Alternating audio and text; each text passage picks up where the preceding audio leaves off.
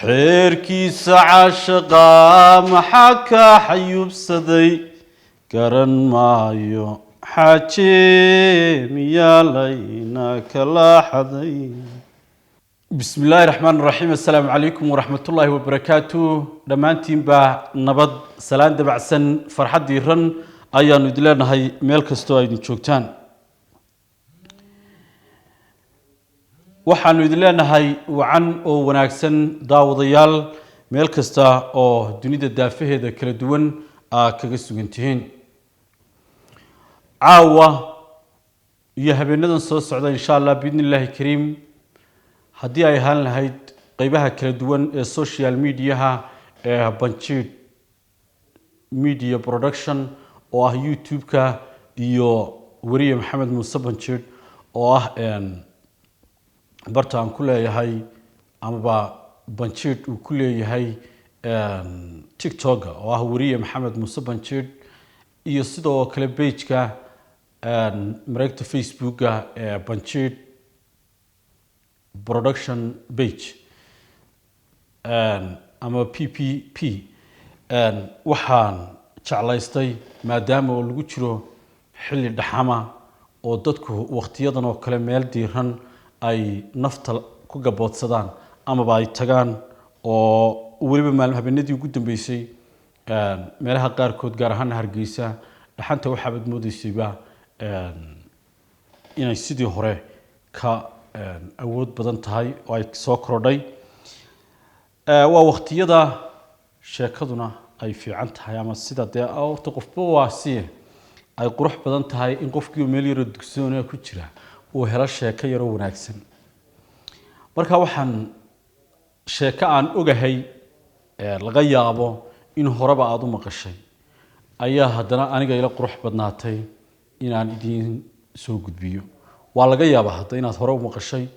ama lagamaba yaabo laakiin sheekadana hal ku dhageedu waxa uu yahay waa dhowr sheeko ayaan insha Allah idin soo gudbin doonaa oo taxana noqon doonee to hore waxay noqon doontaa hooyo ma istiraadigaaba hadal badan talabaadna waxa insha Allah biidnillaahi kariim noqon doontaa kada ka dawladda leh marka sheekooyinka kale saasi ayay inoogu taxnaan doonaan insha Allah biidnillaahi kariim waxa la yidhi waqtiyada kamida dhacdo soo martay dunida gaar ahaan bulshada Soomaalida qaybaheeda kala duwan ayaa waxa jirtay had iyo jeer way noqonaayo tuugu waxa ma waayo tabo uu hadba soo dhigo oo bulshada hadii guri u dhacayo iyo hadii uu had iyo jeer waxa dhacda waxyaabo kala duwan buu la yimaada marka guriga uu ku beegmayo isagu ma oga qaarkoodna waa bay dhacdaa inay sii ogaadaan laakiin ninkani waa nin tuuga oo waxa uu dhacay guri sheekada sida ka muuqatana gurigu ama ninkan tuuga ah waa waqtigii anigu waxaan isiri malaha ugu horeysay ee uu xado hadii aanu bilowba ku ahayn tuugtii hore waxay ka duwanaayeen tuugta waqtigan oo waxa laga yaabaa tuuga iminku inuu qofkii wixiina ka xado ajashana dhaafiyo inkastoo qadarka ajashu ay gacanta Ilaahay ku xiran tahay haddana tuugaasi waxbuu xadi jiray ee qofka bini aadanka waayo tuuga inuu bay naxariis ku jirtay bariga imika waxa laga yaabaa tuugani in uu dhibaatana qofkii u geysto dhibaatadina ay laba noqoto ma garan kara waxay cadawtinimada inta leeg bariga hore tuug laftigiisu qof soo jeedo oo soconaya ayar muuxadi jirino wuxuu keeni jiray nashqad hadhowto qofkii la xaday laftigiisu u qushuuco ama uu la yaabo ma dhiiri gelinayo tuuganimada laakiin waxay ahaan jirtay tuuga waqtiga adiguba isbarbardhig waxay noqonaysaa kaafiyo kala dheeri kuwani maaha tuuga waa cadow iyo nacab iyo wax noocaas laakiin anigu waqtigan isma dhahdo tuug baa jirtaba waxana waa dad cadowa oo nacaba oo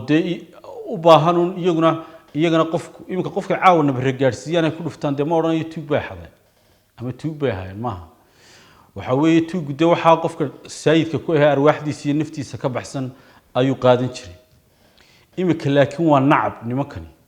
oo qofkii toorid baa lagu dhufanayaa mobil baa lagu dilayaa qofkii waa waxaan caqliga geli karin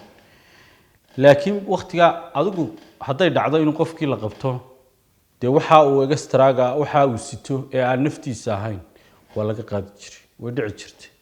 inkastoo diiniyan iyo sharciyan iyo dhaqan midnaba aanay haboonayn oo qofka ay tahay inuu shaqaysto iska daaxataa in uu waxade inuu xitaa niyadiisa geliyaba aanay ahayn waayo diinteena islaamka ayaa inoo sheegtay xatooyadu waa meelaha ugu xun ta kale xaasidnimada iyo shayga xatooyada la waa same waa isku mid waa qof aan qofkan waxba ogolayn marka waxyaabaha ilaahay laga magan galo ee la yiraahdo ilaahay waa kugu mahad inaanad dadka naga dhigin iyagana ilaahay waxaynu uga baryaynaa dadka hawshaasi ku foogan uma fiicnay inay ka waantoobaan iska daayaan maadaama oo ilaahay u qoray waxay cunayaan inaanay dadka bini aadanka waxooda faraha la gelin oo loo nuurinin jeebka umada kale dadka qaar baa oran jiray hebel waxa loo nuuriyay waa dadkii loo nuuriyay jeebabka dadka kale ala kulli xaal hooyo kamida hooyooyinka Soomaalida ayaa waxa dhacday gurigu nintiigu ugu soo dhacay marka waa halkan idinku lahaa anigu ninkan waxaan u arkayaa nin barbarad ahaa tuuganimada iyo de halkii ay ka soo kacaysay muxuu ahaayay halkii in tuugu toori wato inuu wato wax weeye waqtiyada qaar kood ma dhici jirin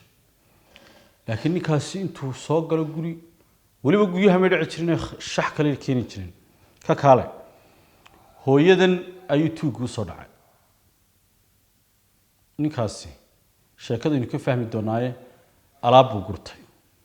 markuu shay qaadayaba islaantu ku yiraahdo arjoogna intuu tooridi soo saaro iyana way arkaysaa sariirteedu iska jiifta haddana alaab kale u qaaday arjoogna wallahi inaan haamada ku dhufan doonin haddana mid kale u qaaday arjoogna iyadu uma jeedaba de way arkaysaa tuugiyo wixii calafkiisu noqdo inuu qaado unde wixii de muxuu ahaayay gacantiisu qaado hanjabaad buu ku wada qaaday wixiiba isagiyo sidii ugu hanjabaya oo sidii ugu baalaxoftaynayo islaantii kule wallahi inaan sidaa yeeldo ayay waxa la yiri waxay ku tiraabtay hadal ay ku qoslay ilaa ninkii tuuga ah arjoog dhada ma guray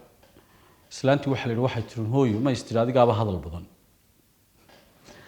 ninkaagana uu halkaad wax iska guran lahayd de hooyo adigii baaba isku shibra waaqleeyay oo muxuu ahaayay hadalkaagii uu ciidaa ka farabatay marka halhayska laga qoray ama hadalkaasi wuxuu noqday in hooyadaasi ay tiraahdo hooyo ma istiri adigaaba hadal badan